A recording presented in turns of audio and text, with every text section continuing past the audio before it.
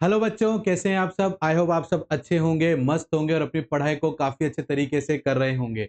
मेरा नाम है शाहरुख खान और स्वागत करता हूं मैं आप सभी का आज की हमारी क्लास 12 अकाउंट्स के अंदर, जहां पर हमारा फंडामेंटल ऑफ पार्टनरशिप के हम क्वेश्चन कर रहे हैं। और ये क्वेश्चंस के अंदर हमारा दूसरा वीडियो लेक्चर होने वाला है। तो आज का जो हमारा टॉपिक है वो कैपिटल अकाउंट कैसे बनाएं उसके बारे में है। तो चलिए बिना किसी देरी के आज के हमारा ये क्लास को हम स्टार्ट करते हैं। तो देखिए बच्चों, आज जो हम पढ़ने वाले हैं, जो क्वेश्चन करने वाले हैं, वो कैपिटल अकाउंट के ऊपर बेस रहने वाला है।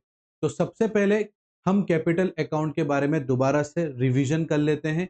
पर क्योंकि हमने पहले भी पूरा थ्योरी पार्ट कवर किया है हमारी स्टार्टिंग की 2 वीडियोस लेक्चर्स के अंदर, बट फिर भी हम यहाँ पर कैपिटल अकाउंट को एक बार रिवाइज कर लेते हैं जल्दी जल्दी से और फिर क्वेश्चन को स्टार्ट करते हैं बच्चों। तो देखिए बच्चों, यहाँ पर आपका जो कैपिटल अकाउंट है उस अकाउंट को मेंटेन करने के लिए या बनाने के लिए एक उसका प्रिंसिपल है जो बहुत काम यहाँ पर आता है। और वो प्रिंसिपल क्या है बच्चों, देखो, अगर आपको लगता है कि आपका कैपिटल इंक्रीज हो रहा है तो उसकी एंट्री आप क्रेडिट साइड में करेंगे। कहाँ करेंगे बच्चों? क्रेडिट साइड में। कब करना है? जब आपको लगे कि आपका कैपिटल अकाउंट, आपका कैपिटल जो है वो इंक्रीज हो रहा है, आपका कैपिटल बढ़ रहा है, तो आप कहाँ एंट्री करेंगे? क्रेडिट साइड में। और अगर आपको लगे कि आपका कैपिटल डिक्रीज हो रहा है तो आप उसकी एंट्री कहाँ करेंगे बच्चों? कैपिटल अकाउंट के डेबिट साइड के अंदर आप उसकी एंट्री करेंगे। इसीलिए आपको एक बात याद आ रही होगी, 11th क्लास में भी हमने पढ़ा था। तो हमेशा हम ओपनिंग बैलेंस या ओपनिंग कैपिटल कैपिटल अकाउंट के क्रेडिट साइड में लिख रहे होते हैं, क्योंकि आपका कैपिटल अकाउंट इंक्रीज हो रहा होता है। तो जब भी कैपिटल अकाउंट इंक्रीज होगा उसको हम क्रेडिट साइड में लिखेंगे बच्चों, और जब भी आपका कैपिटल अकाउंट डिक्रीज होगा तो उसे हम डेबिट साइड में लिखेंगे। इज दैट क्लियर बेटा? ये प्रिंसिपल दिमाग में लेकर चलना जब भी आप कैपिटल अकाउंट बनाने जाएंगे। ठीक है ना? मैं फिर रिपीट करता हूं। अगर आपको लगता है कि आपका कैपिटल इंक्रीज हो रहा है तो आप उसकी क्रेडिट साइड में एंट्री करेंगे, और अगर आपको लगता है कि कैपिटल अकाउंट डिक्रीज हो रहा है, कैपिटल मेरा डिक्रीज हो रहा है, तो उसकी हम डेबिट साइड में एंट्री करेंगे बच्चों। Is that clear? और आपने प्रीवियस हमारी वीडियो लेक्चर में पढ़ा भी था, कैपिटल दो प्रकार की होती है बच्चों। एक होती है हमारी फ्लक्चुएटिंग और दूसरी होती है हमारी फिक्स्ड। इज दैट क्लियर बच्चों? ये दो तरीके की हमारी कैपिटल मेथड से हम कैपिटल अकाउंट को मेंटेन करने वाले हैं बच्चों। अब फिक्स्ड और फ्लक्चुएटिंग में अंतर क्या है? तो वही चीज है बेटा। फ्लक्चुएटिंग का मतलब ये होता है कि जिसके अंदर डायरेक्टली हम जो भी प्रॉफिट मिल रहा है पार्टनर को वो ऐड कर सकें। जो भी चीज पार्टनर को मिल रही है, जैसे इंटरेस्ट ऑन कैपिटल मिल रहा है, सैलरी मिल रहा है, कमीशन मिल रहा है ना, प्रॉफिट मिल रहा है, तो ये सब चीजें अगर हम हमारे कैपिटल में ऐड कर सकते हैं, या पार्टनर से जो जो चीजें चार्ज की जा रही है फर्म के द्वारा वो लेस कर सकते हैं डायरेक्टली, दैट इज कॉल्ड वो फ्लक्चुएटिंग कैपिटल है। वो कैपिटल जो आपकी इनकम और आपके एक्सपेंसेस से डायरेक्टली अफेक्ट होता हो या डायरेक्टली चेंजेस आ सकते हैं उसके अंदर, that is called fluctuating capital method. ठीक है? और वहीं फिक्स कैपिटल में आपकी इनकम और आपके एक्सपेंसेस से फिक्स कैपिटल के ऊपर कोई असर देखने को नहीं मिलता है, that is called fix capital. Is that clear? इसमें चलते चलते क्वेश्चन को स्टार्ट करने से पहले मैं आपको एक चीज और बता देता हूं बच्चों। अगर क्वेश्चन में मेंशन नहीं है कि किस मेथड से करना है, फिक्स से करना है कि फ्लक्चुएटिंग से करना है, दोनों ही मेंशन नहीं है बच्चों, तो हमेशा ऑलवेज हम फ्लक्चुएटिंग कैपिटल मेथड को मानते हुए ही क्वेश्चन को सॉल्व करेंगे। क्योंकि फिक्स कैपिटल मेथड से अगर सॉल्व करवाना होगा तो क्वेश्चन में मेंशन होगा कि भाई आपको यहां पर जो है फिक्स कैपिटल मेथड से क्वेश्चन को सॉल्व करना है। अदरवाइज लिखने की कोई जरूरत नहीं है फ्लक्चुएटिंग के लिए कि फ्लक्चुएटिंग लिखा हुआ हो तभी हमें फ्लक्चुएटिंग करना है, कुछ नहीं लिखा हुआ है तो भी फ्लक्चुएटिंग करना है। फिक्स्ड के लिए स्पेशली लिखा जाएगा, मेंशन किया जाएगा कि आपको फिक्स कैपिटल मेथड से सॉल्व करना है बच्चों। ये था हमारा फ्लक्चुएटिंग और फिक्स कैपिटल के बारे में। इस प्रिंसिपल को ध्यान रखना बच्चों, अगर कैपिटल इंक्रीज हो रही है तो क्रेडिट साइड में, डिक्रीज हो रही है तो डेबिट साइड में। इज दैट क्लियर बच्चों? बात समझ पा रहे हैं आप लोग मेरी? चलो अब अपन क्वेश्चन को स्टार्ट करते हैं और देखते हैं कि क्या क्वेश्चन है।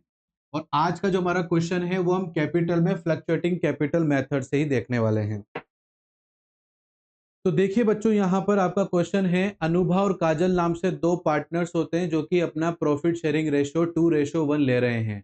मतलब प्रॉफिट का दो हिस्सा जो है वो अनुभा के पास जाएगा, एक हिस्सा जो बचा हुआ है वो काजल के पास में जाएगा।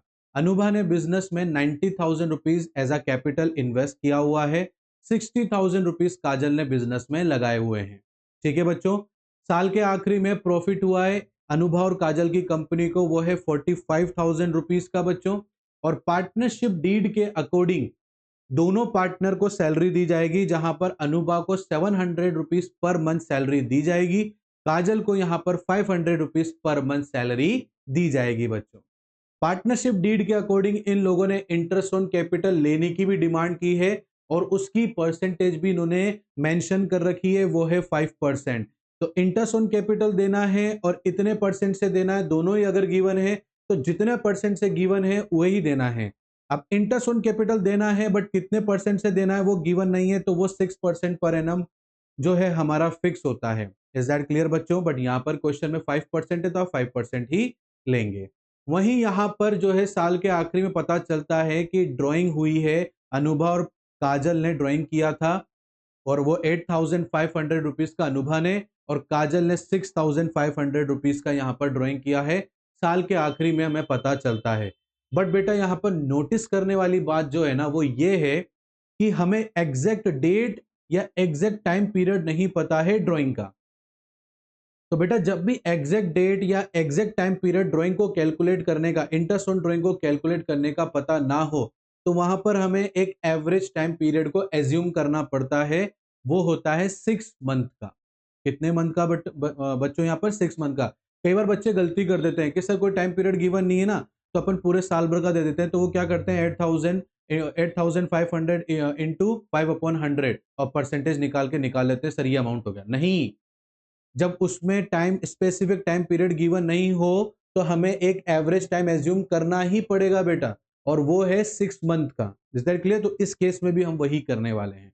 क्वेश्चन के आखिरी में आपसे कहा गया है कि interest on capital, interest on drawing 5% देना है आपको और आपको पार्टनर्स कैपिटल अकाउंट बनाना है, ये मानते हुए कि फ्लक्चुएटिंग कैपिटल है।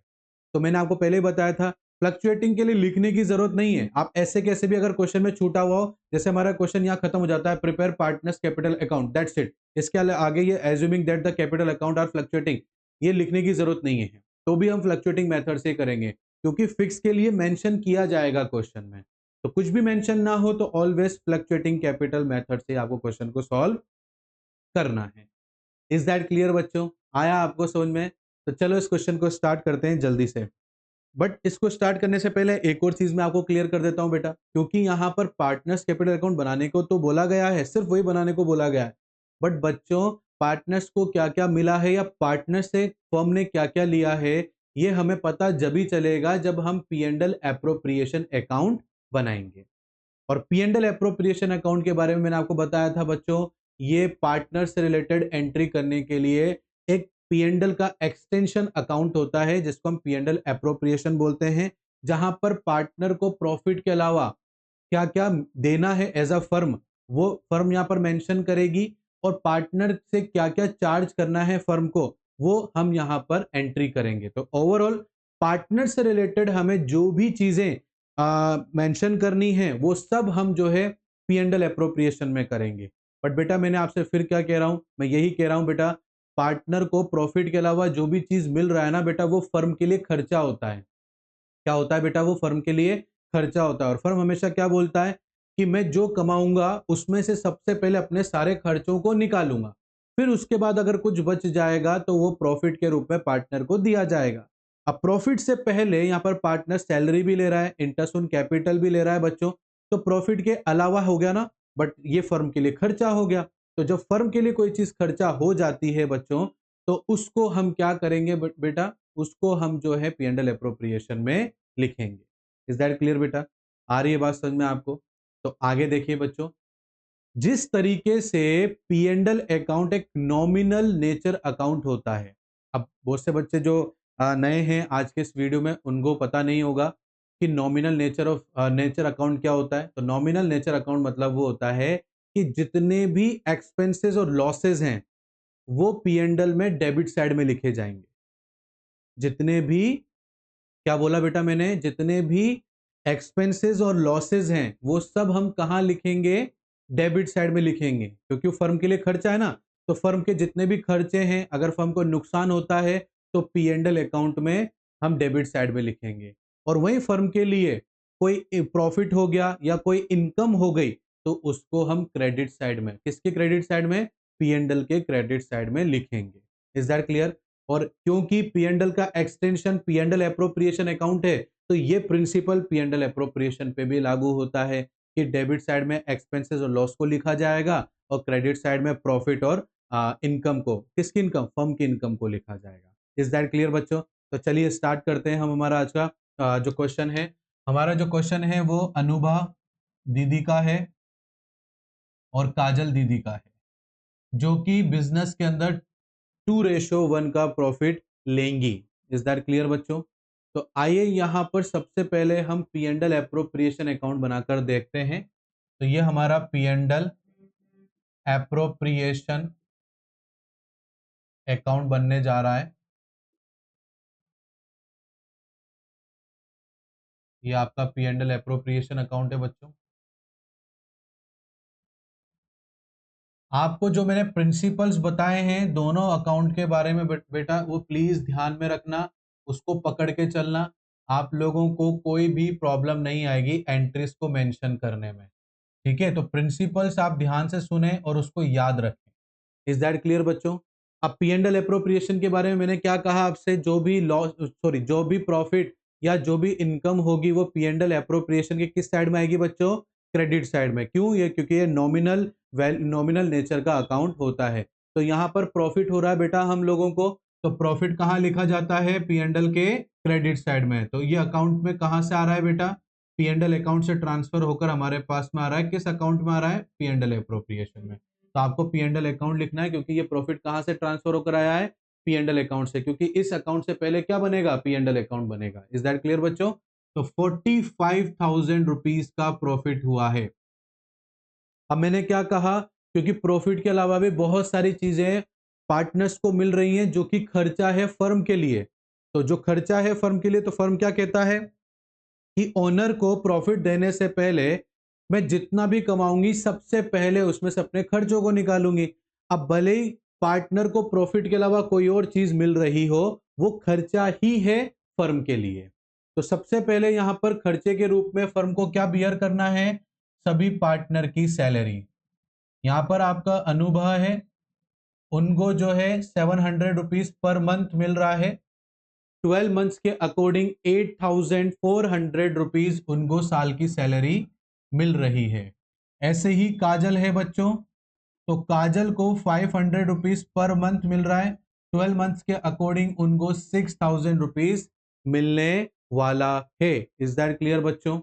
आ रही है बात समझ में आप लोगों को? इसके अलावा इंटरेस्ट ऑन कैपिटल फर्म को पे करना है पार्टनर को, तो यहां लिखेंगे to interest on capital Anubha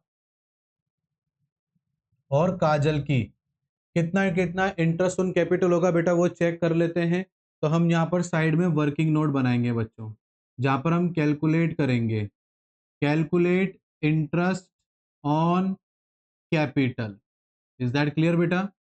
Anubha ने बिजनेस में 90,000 रुपीज लगाया है और 5% उनको जो है इस पर इंटरेस्ट मिलने वाला है बच्चों। अब बेटा बीच में इंटरेस्ट सॉरी बीच में कैपिटल चेंज नहीं हुई है, तो पूरे साल भर 90,000 रहा है, तो पूरे साल भर के ऊपर 5% डायरेक्टली आपको चार्ज करके दे देना है बेटा, जिसमें आपका आंसर आ रहा है 44,500 रुपीज। ऐसे ही बेटा आप काजल का भी निकाल लेंगे, 60,000 के ऊपर डायरेक्टली 5%, क्योंकि इनका भी पूरे साल भर 60,000 ही एज अ कैपिटल बिजनेस में लगा है, बीच में कोई चेंजेस नहीं आए हैं। तो यहाँ पर भी बेटा आपका क्या हो जाएगा, ये 3,000 रुपीज हो जाएगा। इज दैट क्लियर बच्चों? तो ये था हमारा interest on capital working note है, और वर्किंग नोट रफ वर्क नहीं होता है, सभी कैलकुलेशन के लास्ट में दिखाना होता है हमें। और बीच बीच में ये क्या होता है बेटा, इसकी जरूरत पड़ती है तो आप ऐसे जगह छोड़कर बनाकर कैलकुलेशन करके अमाउंट लिख सकते हो, जैसे कि मैं यहाँ पर लिख रहा हूँ। ये 4,500 अनुभा को इंटरेस्ट मिला और 3,000 रुपीज काजल को मिला, तो ये हो गया 7,500 रुपीज। दो ही चीज प्रॉफिट के अलावा पार्टनर्स को देनी थी बच्चों। Is that clear? तो मैंने क्या कहा, सभी एक्सपेंसेस और लॉसेस किधर की साइड एंट्री करते हैं बेटा, डेबिट साइड में एंट्री करते हैं। इज दैट क्लियर बच्चों? और जो भी इनकम या प्रॉफिट होता है उसको हम कहाँ एंट्री करते हैं, क्रेडिट साइड में एंट्री करते हैं। अब बेटा यहाँ पर इंटरेस्ट ऑन ड्राइंग चार्ज किया जाएगा फर्म के द्वारा, और फर्म की ये क्या हो गई, इनकम हो गई, है ना। फर्म चार्ज मतलब इंटरेस्ट जो ड्राइंग लिया है ना उसके ऊपर ब्याज लेगी, कौन लेगी, फर्म लेगी। किससे लेगी, पार्टनर से लेगी। तो यहाँ पर इनकम किसकी हो गई बच्चों, फर्म की हो गई। और जब भी फर्म की इनकम हो तो उसको हम कहाँ लिखेंगे बेटा, क्रेडिट साइड में लिखेंगे। ड्राइंग नहीं लिखना है, सिर्फ इंटरेस्ट इंटरेस्ट उसका ड्राइंग का लिखना है हमें। तो हम यहाँ लिखेंगे बाय इंटरेस्ट ऑन ड्राइंग। ठीक है बच्चों। अनुभा का कितना इंटरेस्ट होता है, काजल का कितना इंटरेस्ट होता है, आइए चेक करते हैं। दोबारा से वर्किंग नोट में चलते हैं बच्चों और कैलकुलेट करते हैं। Calculate interest on drawing. Is that clear बच्चों? तो अनुभा का कितना बनता है बेटा यहाँ पर, ठीक है, अनुभा का यहाँ पर कितना बनेगा बच्चों। तो देखो बेटा, अनुभा ने 8500 रुपीज जो है पूरे साल भर के अंदर ड्राइंग्स किया है, जिसपे 5% इंटरेस्ट चार्ज किया जाएगा फर्म के द्वारा। बट बेटा क्योंकि कोई स्पेसिफिक टाइम पीरियड गिवन नहीं है तो हमें एक एवरेज टाइम एज्यूम करना पड़ेगा, और वो मैंने आपको पहले भी डिस्कस किया है, वो 6 मंथ्स आपको मानना है। तो अब हम इसको सॉल्व करेंगे बच्चों। तो ये सॉल्व करने पर हमारे पास में इसका जो है वो 212 रुपीज 0.5 समथिंग आ रहा है इसका, ठीक है। जिसको हम, ये पॉइंट लग रहा है बच्चों, कंफ्यूज मत होना, बीच में पॉइंट है, इसको हम राउंड फिगर में 213 कर लेंगे। ठीक है बच्चों, इसको राउंड फिगर में हम क्या कर लेंगे, 213। ऐसे ही बेटा काजल का भी आप कैलकुलेट करोगे, 6500 5% है, इसमें भी स्पेसिफिक टाइम गिवन नहीं है, तो एवरेज हमने मान लिया बच्चों। और एवरेज हमने मान लिया यहाँ पर, तो इनका भी बनता है बेटा 162.5, जिसको एम मान लेंगे राउंड फिगर में 163 हम मान लेंगे। इज दैट क्लियर बच्चों? समझ में आया आप लोगों को? चलिए अब इसको मेंशन कर देते हैं। तो अनुभव का राउंड फिगर में हमारा कितना हुआ, 213 रुपीज, और ये हो गया 163 रुपीज। तो ये 6, 7 और 3, ये इसका टोटल हो जाता है बच्चों। इज दैट क्लियर बच्चों? आ रहा है ना आपको समझ में बहुत अच्छे से? चलिए अब आगे देखते हैं बच्चों। अब बेटा यहाँ पर देखिए आप, मैंने आपको पहले पी एंड एल अप्रोप्रिएशन में बताया कि जितने भी प्रॉफिट्स होते हैं, जितनी भी इनकम होती है, उसको पी एंड एल अप्रोप्रिएशन के क्रेडिट साइड में लिखेंगे, और जितने भी एक्सपेंसेस होते हैं, लॉसेज होते हैं, उसको हम डेबिट साइड में लिखेंगे। अब बेटा देखो, इसमें आप साइड देखो, आपको देखकर कौन सी साइड ज्यादा नजर आ रही है, तो आपको क्रेडिट साइड नजर आएगी। तो इसका मतलब क्या हो गया बेटा, जो ग्रैंड टोटल है दोनों साइड में हमें वही लिखना है जो सबसे ज्यादा है, और क्रेडिट साइड सबसे ज्यादा है बच्चों, तो ग्रैंड टोटल वही लिखना है। और आपकी क्रेडिट साइड ज्यादा है मतलब क्या हो गया, प्रॉफिट ज्यादा है और आपके एक्सपेंसेस कम है, तो इसका मतलब क्या हो गया, प्रॉफिट की सिचुएशन हो गई बच्चों। तो ये हमारा 45,376 रुपीज हम यहाँ लिखेंगे, 45,376 रुपीज हम यहाँ पर लिखेंगे बच्चों। दोनों तरफ सेम रहेगा, ये हमेशा रहेगा बेटा। ग्रैंड टोटल हमेशा अकाउंट्स के लास्ट में दोनों तरफ वही लिखते हैं जिस साइड का ज्यादा हो। अब देखो इधर ज्यादा था तो हमने ये वाला अमाउंट इधर भी लिखा, बट इन तीनों को प्लस करेंगे तो ये नहीं आएगा, तो हमें यहाँ पर बैलेंसिंग फिगर लिखना पड़ेगा। ऐसे भी आप समझ सकते हैं। और अगर देखो बेटा यहाँ पर क्या हो गया, मैंने क्या कहा था, पी एंड एल अप्रोप्रिएशन में जो प्रॉफिट होता है, जो इनकम होता है, उसको क्रेडिट साइड में लिखते हैं। तो ये आपने लिखा, तो आपके पास में ये इनकम जनरेट हुई, ये इनकम आपके पास में क्या हुई बेटा, जनरेट हुई। और डेबिट साइड में लॉस और एक्सपेंसेस को लिखते हैं, तो ये सभी आपके लॉस एक्सपेंसेस है बेटा। आप अपनी इनकम में से, फर्म अपनी इनकम में से इन सब लॉसेस को माइनस करेगी, अगर कुछ बच जाएगा तो फिर वो प्रॉफिट के रूप में पार्टनर्स को दे दिया जाएगा, जो कि इन तीनों को प्लस करके और इसमें से माइनस करेंगे तो 100% हमारे पास कुछ बचने वाला है। तो चलो देखते हैं। फर्म की इनकम हुई है 45,376 रुपीज, उसमें से 8,400 जो कि एक्सपेंसेस है फर्म के लिए, वो लेस किया जाएगा। यहाँ पर 6,000 भी फर्म के लिए एक्सपेंसेस है, जिसको भी लेस किया जाएगा। और यहाँ पर 7,500 रुपीज भी फर्म के लिए क्या है, एक्सपेंसेस है बच्चों। तो एक्सपेंसेस को हम यहाँ पर क्या करेंगे, लेस करने वाले हैं बच्चों। Is that clear? बात समझ में आ रही है बेटा? तो हम यहाँ पर 45,000 से इन तीनों को लेस करेंगे। और लेस करने के बाद में हमारे पास में 23,476 रुपीज अभी भी हमारे पास में बच रहा है। और ये हमारा सभी एक्सपेंसेस को बियर करने के बाद में प्रॉफिट बचा है। और अब इस प्रॉफिट को हम डायरेक्टली पार्टनर के साथ में शेयर कर देंगे, जो भी उनका प्रॉफिट शेयरिंग रेशियो होगा। तो यहां पर लिखेंगे to profit transferred to Anubha Anubha capital account, ठीक है, और काजल्स कैपिटल अकाउंट। ठीक है बच्चों, आइए इसको कैलकुलेट कर लेते हैं बच्चों। मेरे पास में यहाँ पर स्पेस नहीं बचा बेटा, तो मैं तीसरी कैलकुलेशन यहां करके दिखा रहा हूं आपको। कैलकुलेट प्रॉफिट शेयरिंग अनुभा कितना है बेटा? 23,476, 23,476 इंटू कितना शेयर ले रहा है बेटा? ये 2 ले रहा है, तो यहाँ 2 लिखेंगे। टोटल में क्या करेंगे? 2 + 1 या 3 कर देंगे। इसको सॉल्व कीजिए बच्चों जब तक मैं नेक्स्ट लिखता हूँ। 23,476 इंटू काजल कितना ले रही है बेटा? 1 ले रही है, और टोटल कितना है? 3 है। ठीक है बेटा, तो इनको सॉल्व करेंगे तो अपने पास में 15,651 आंसर आ रहा है, और वहीं यहां पर 7,825 रुपीज आ रहा है।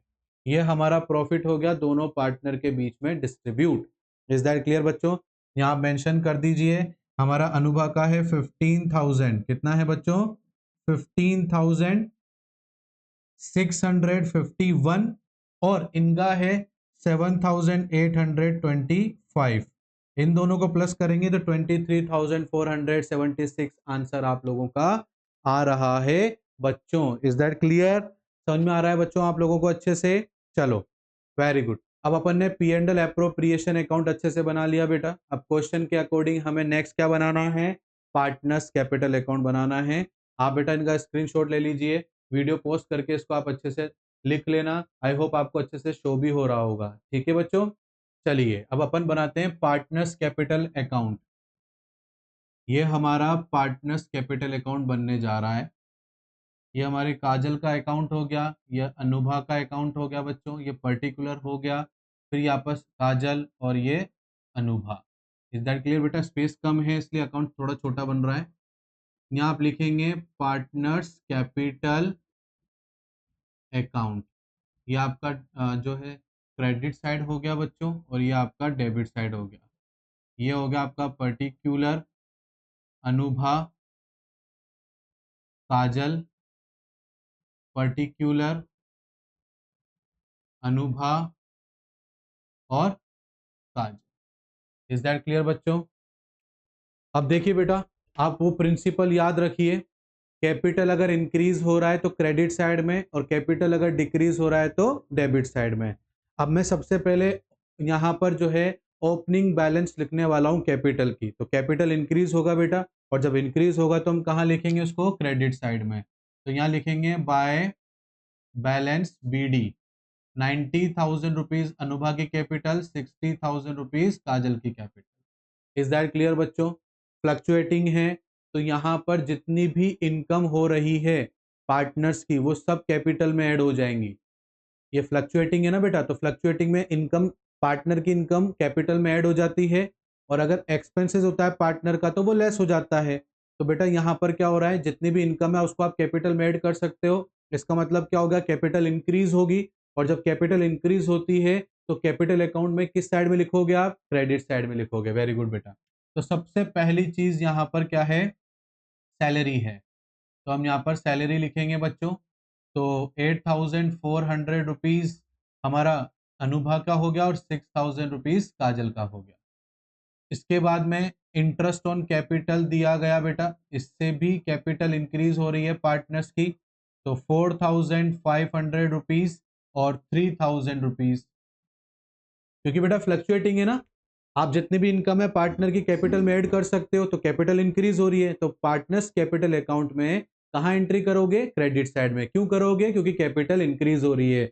और प्रिंसिपल क्या है कैपिटल अकाउंट का कि अगर कैपिटल इंक्रीज हो तो क्रेडिट साइड में और डिक्रीज हो तो डेबिट साइड में।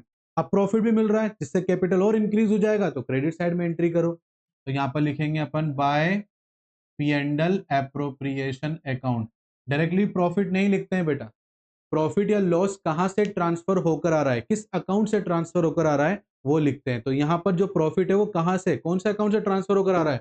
P&L एप्रोप्रिएशन से, तो हम वही लिखेंगे बेटा यहाँ पर। तो यहां पर प्रॉफिट क्या है? 15,651 रुपीज और ये 7,825 रुपीज। इज दैट क्लियर बच्चों? समझ में आया यहां तक आप लोगों को? अब देखिए बच्चों यहां पर पार्टनर्स ने ड्राइंग की है। अब ड्राइंग कैपिटल में से लेस होता है, तो जैसे ही वो लेस होगा कैपिटल डिक्रीज हो जाएगी, और जब कैपिटल डिक्रीज होती है तो कैपिटल अकाउंट के डेबिट साइड में उसकी एंट्री करते हैं। तो सबसे पहले हम ड्राइंग से शुरुआत करेंगे। ये ड्राइंग अकाउंट है, तो ड्राइंग कितना कितना किया है बेटा? 8,500 रुपीज अनुभा ने और 6,500 रुपीज काजल ने निकाला है बच्चों। इसका इंटरेस्ट भी फर्म ने चार्ज किया है, तो ये वापस से आपकी यहां पर क्या कम हो जाएगी बेटा? कैपिटल कम हो जाएगी, तो उसकी भी एंट्री करो बेटा। तो 213 रुपीज और 163 रुपीज कम हो गई ना, कैपिटल कम होगी तो डेबिट साइड में एंट्री करेंगे। अब इसके अलावा कुछ भी नहीं ना लेना है ना ही कुछ देना है। इज दैट क्लियर बच्चों? तो अब आप यहाँ पर इसको क्लोज कर दीजिए। और मैंने क्या कहा, ग्रैंड टोटल के अंदर उसी अमाउंट, उसी साइड के अमाउंट को लिखा जाता है जिस साइड का अमाउंट ज्यादा होता है ग्रैंड टोटल में हमेशा। इज दैट क्लियर बच्चों? और यहाँ पर आपको अकाउंट देखकर पता भी लग रहा होगा कि क्रेडिट साइड का अमाउंट ज्यादा रहने वाला है। तो क्रेडिट साइड का अमाउंट ज्यादा रहने वाला है बच्चों, तो ग्रैंड टोटल दोनों साइड में किधर की साइड का आएगा? क्रेडिट साइड का आएगा।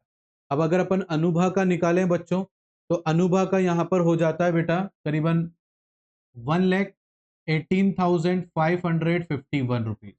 1,18,551 रुपीज, ठीक है बच्चों। और वहीं यहां पर काजल का भी होने वाला है 76,825 रुपीज। क्या बोला बच्चों मैंने?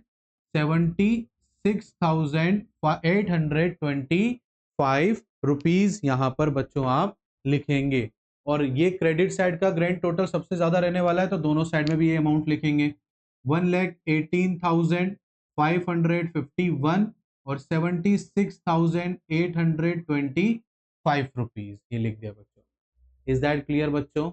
अब देखो बेटा, क्योंकि यहाँ तो यही अमाउंट आ रहा है ना, बट इन दोनों को टोटल करेंगे तो 1,18,000 थोड़ी आएगा, तो मतलब यहाँ पर अपन को बैलेंसिंग फिगर लिखना है। ये हमारी टोटल इनकम हो गई, एक तरह से समझो ये पार्टनर्स की टोटल इनकम हो गई और ये पार्टनर्स का दोनों खर्चा हो गया। तो इनकम में से खर्चे को बियर करेंगे, तो खर्चों को बियर करने के बाद जो पैसा बचेगा वो हमारा टू बैलेंस CD हो जाएगा, मतलब नेक्स्ट ईयर के लिए ट्रांसफर करेंगे या नई अगले साल की नई कैपिटल कहलाएगी। ठीक है बच्चों?